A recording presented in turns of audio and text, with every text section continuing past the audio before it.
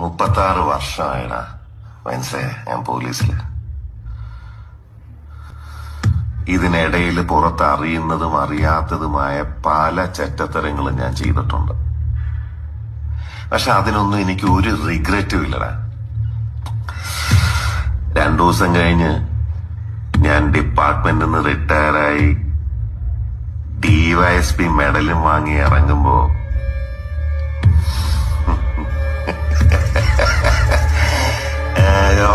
പഴയ George sir തന്നെയാണ്. നീ ആരെയാണ് ഈ പേടിപ്പിക്കുന്നേ എന്നെ?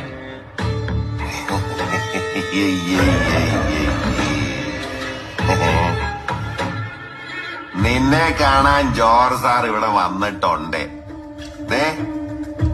നിന്റെ മുമ്പിൽ ജോർജ് സാർ ഇങ്ങനെ നിൽക്കുന്നുണ്ടേലേ നീ ജോർജ് സാറിനെ